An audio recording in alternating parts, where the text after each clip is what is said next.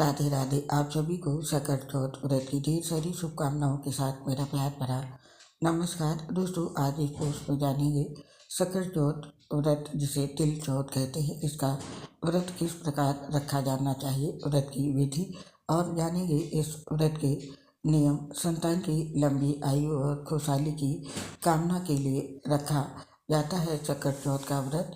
सकल चौथ का व्रत हर साल माघ माह के कृष्ण पक्ष की चतुर्थी तिथि को रखा जाता है। सकल चौथ को संती चतुर्थी, तिलकर चौथ और माघी चतुर्थी के नाम से भी जाना जाता है। इस दिन महिलाएं अपनी संतान की लंबी आयु व सुख समृद्धि की कामना के लिए व्रत रखती हैं।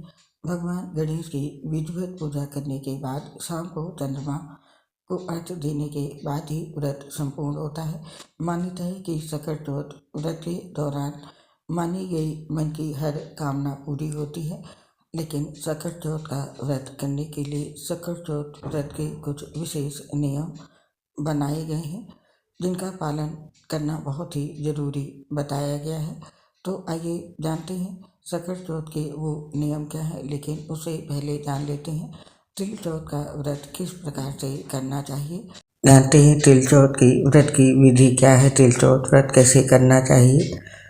इस दिन बालचंद्र गणेश की पूजा सकल चौथ को की जाती है। इसके लिए प्रातः काल नित्य कर्म से निवृत्त होकर षोडशोपचार विधि से गणेश जी की पूजा करें और निम्न श्लोक पढ़कर गणेश जी की वंदना करें।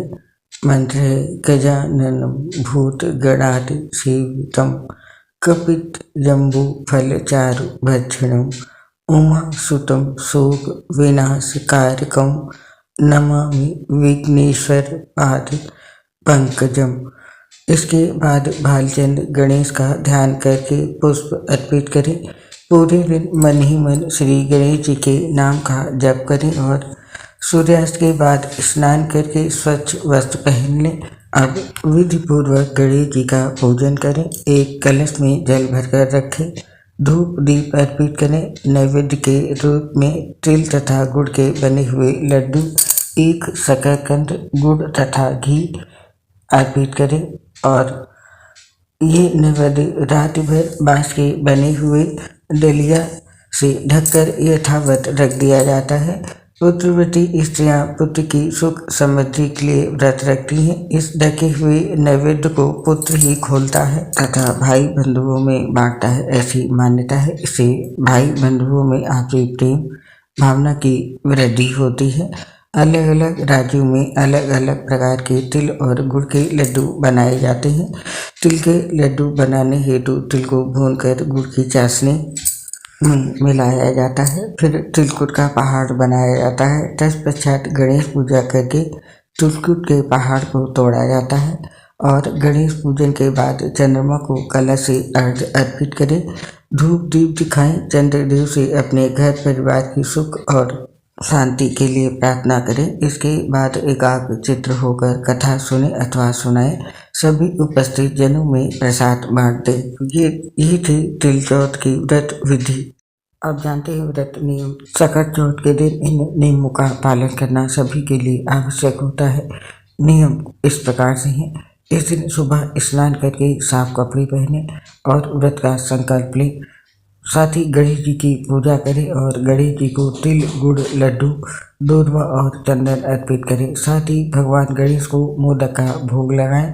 गणेश जी की स्तुति और मंत्रों का जाप करें। साथ ही शाम को चंद्रोदय से पहले फिर से गणेश भगवान की पूजा करें। चंद्रोदय के बाद चंद्रमा को अर्घ्य दें। इस दिन क्षमा प्रार्थना करें। साथ ही इस दिन दान करना शुभ माना जाता है, अतः दान करें।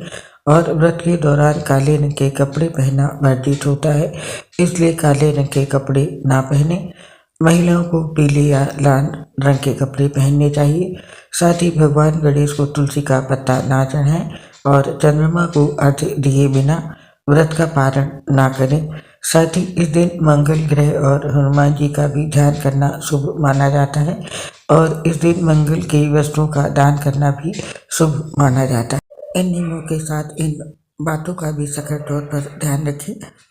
जिस स्थान पर पूजा पाठ करनी है उसे अच्छी तरह से साफ सुथरा कर लें और भगवान गणेश की मूर्ति और सकट माता चित्र रखने से पहले पूरे घर में गंगा जल छिड़कें और वैदिक मंत्रों का जाप करें। साथ ही इस शुभ दिन पर तामसिक कार्यों में शामिल न हों और इस दिन लोगों को सात्विक जीवन शैली अपनानी चाहिए और भोग प्रसाद के लिए सात्विक भोजन ही बनाएं।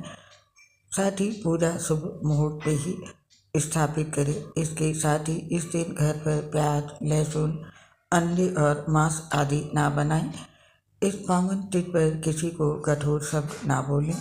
सुबह और शाम के समय विधिवत बप्पा की पूजा करें। गरीबों को ज़रूरत की चीज़ों का दान करें। इस दिन घर पर तिल के लड्डू बनाएं, खाएं और दान करें। तो ये थे सकट चौथ व्रत के नियम। हर सकट चौथ का व्रत करने वाली व्रती महिला को इन नियमों का पालन जरूर करना चाहिए, तभी सकट चौथ व्रत का पूरा फल पुण्य मिलेगा। तो दोस्तों, ये थी सकट चौथ व्रत की विधि और नियम। अब हमें इस पोस्ट को समाप्त करने की आज्ञा दीजिए। आप और आपके पूरे परिवार पर माता लक्ष्मी की कृपा, भगवान गणेश का आशीर्वाद सदैव बना रहे, इसी कामना से इस पोस्ट को समाप्त करते हैं। आपसे फिर मिलेंगे नई पोस्ट के साथ। तब तक के लिए आप सभी को सकट चौथ व्रत की ढेर सारी शुभकामनाओं के साथ मेरी प्यार भरी राधे राधे। दोस्तों, हम एक ऐसी बीमारी से जूझ रहे हैं जिसकी वजह से पोस्ट बनाते समय काफ़ी परेशानी होती है। सांस फूलने की वजह से आवाज़ ठीक से नहीं आती है, तो इसके लिए हमें क्षमा कर दें और अपना साथ और सहयोग हमारे साथ बनाए रखें। उम्मीद करती हूँ हमारी समस्या को समझते हुए आप सभी साथी अपना सहयोग हमें ज़रूर देंगे। इसके लिए आप सभी का हृदय से बहुत बहुत धन्यवाद। राधे राधे।